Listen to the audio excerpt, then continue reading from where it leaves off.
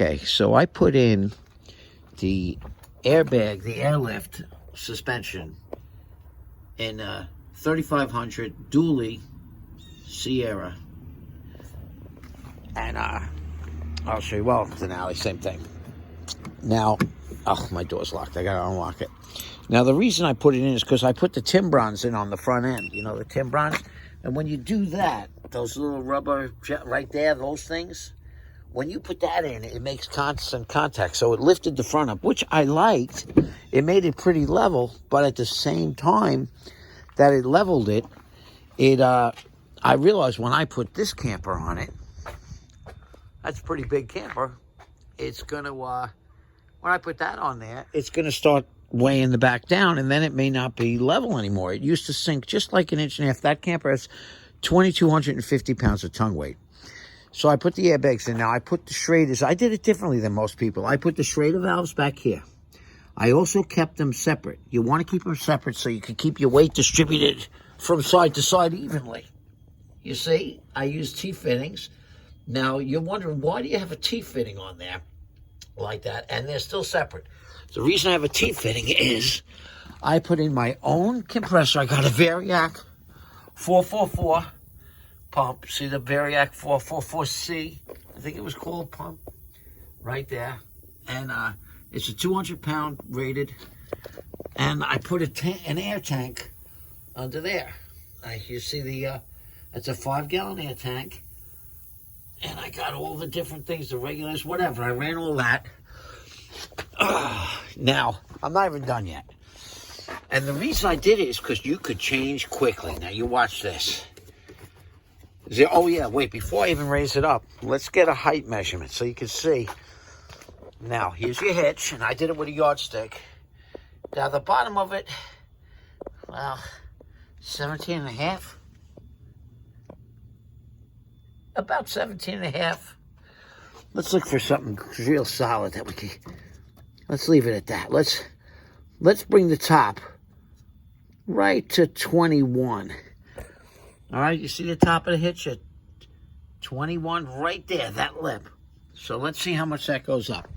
21. Now, here's the cool thing. I got a dual gauge. I'm only going to bring up one side at a time just to show you. Watch how fast this fills up. You ready? Watch that gauge. Oh, the pump turned on. I'm just going to bring it to 150 and leave it. And that's one side. Now here's the other side.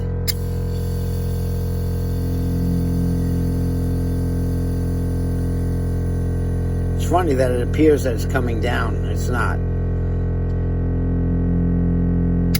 Okay, now I brought them both to there. Now let's see how much it went up. Wow, look at the back. Here's what the bag looks like now. A little more stretched out. Now that was on 21. You remember it. The 21 is now below the bottom. Now we're at 24 just about. 24. There's your 21 at the bottom of the hitch. See? And that pump would be running. See? That's pretty cool. Then you let it out. I'll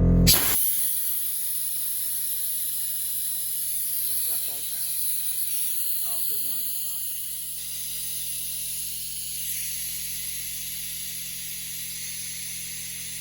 Now I got the one with the joust in it. I'll explain more in a minute. The reason you get the one with the joust is because it's got a lifetime warranty. Now, you're supposed to keep 5 pounds of pressure in them. If you don't, or you get a leak in one of the straighter lines, if you lose your air pressure, right, let's let it all the way out. If you lose your air pressure, well, the joust covers you. Now they can't say you had too little air pressure and you blew out the bag. The joust covers it. Now, I'm going to mount all that up cleanly. That's how I did that's how I did that. And that's, like I said, separate. Now let's see what it went back down to. See, not as high as it was before. That's for sure. See, 21 at the top now. Before, so see, 21 at the top. So it definitely goes up a little bit. It went up a couple of inches. I wish there was another way to... Well, there's no other measurement I could give you. And, you know, it's interesting. Even if you just put a little air, it goes up. Let's go back to that 21 mark. 21 right there. Now let's just put 30 pounds in. We'll just give it 30.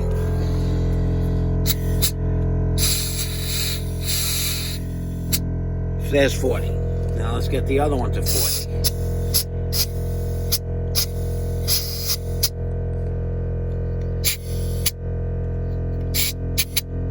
They're 45, 50 almost, okay? Now,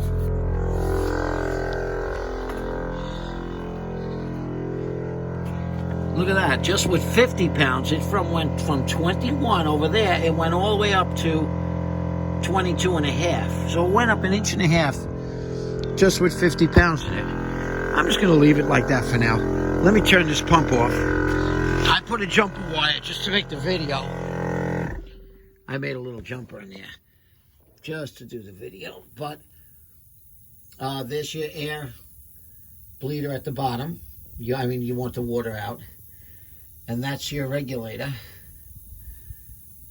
And pressure. There's a 4-way T-fitting. That's your blow-off valve. And that's a 225. And that's it.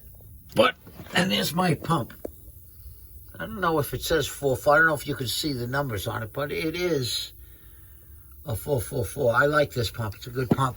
And it does get kind of hot. So, and that's it. And it seems to be holding very steady. And I didn't even really go through the aggravation of checking everything yet. But I'm very happy with the installation so far. And with your own tank, boy, you could raise and lower your truck so quick. It's incredible. Just like, done. That's so quick. So I hope that helped anybody looking at that airbag system. I like it. I would do it again. For sure. I'd do it again. And that was it. And I got a whole bunch of fittings I had to get. There's a Viper up there. I had to get all these stupid fittings. I'm still getting done. Now, I bought this block fitting, okay? And this is a 3/4 by 1/4. Now, what I'm going to do with that is put that through on each side of the truck. I'm going to put that through. On the back side, I'm going to thread that to the tank with a hose. And on the front side, that's where I'm going to mount my quick connect. See, I'm going to mount the quick connect so I could quickly set up air hoses on each side of my truck with my own tank. That's why I have all these dumb fittings everywhere. You got to make sure you got everything. 1/8 to 1/4. Not 1/8 to 1/4. What was this one? This is 3/8 to 1/4. That's very common. You need the 3/8 to 1/4. And then I just have a bunch of everything. So I wanted to make sure I had all the parts.